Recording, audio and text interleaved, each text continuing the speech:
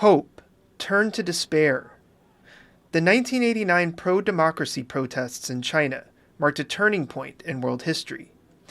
Threatened by the scale of the movement and the passion of its participants, the ruling Communist Party ruthlessly cracked down on protesters around the country, most famously in Beijing's Tiananmen Square.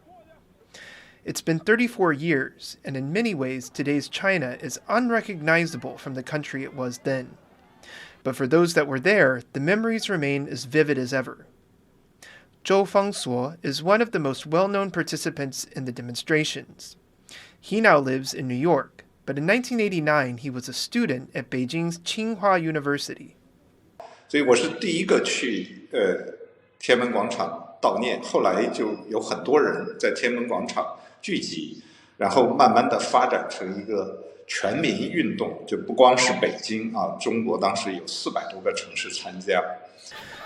Tiananmen today is remembered as a call for democracy by students in Beijing, but it all began with the death of a top Communist Party official. Hu Yaobang once held the party's highest office, but his liberal views on economic reform led to his removal. When he died a couple of years later, protesters took to the streets to show their support for Hu's ideas. From there, more and more people around the country began protesting, until the Communist Party, led by Deng Xiaoping, decided to put an end to the growing calls for democracy. Troops were sent to clear the demonstrators from Tiananmen Square on June 4th. The violent confrontation that followed was captured by much of the world's media. How many people were killed that day remains unknown. The number varies from hundreds to several thousands. Zhou says he saw dozens of bodies in a local hospital.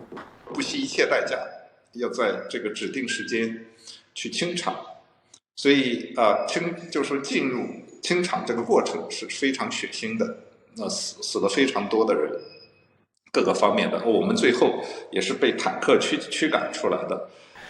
Ordering the country's People's Liberation Army to fight its own citizens marked a turning point in Chinese history.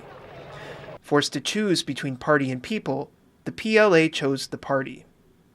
It was a decision that not all within the military were willing to accept. Yao Cheng is a retired PLA Navy commander now living in Los Angeles.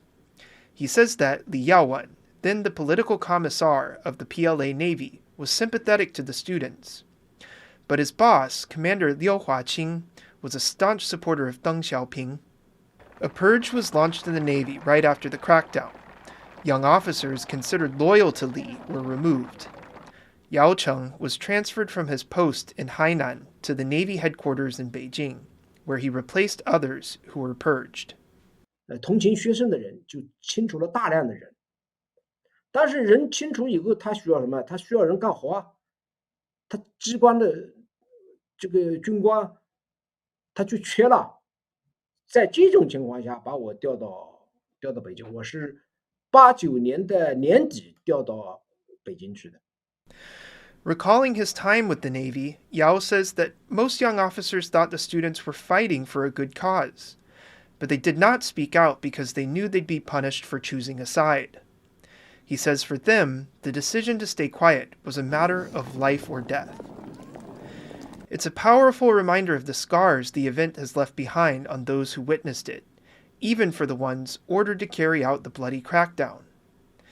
And until the Chinese people can speak without fear about what happened, those wounds are sure to remain open.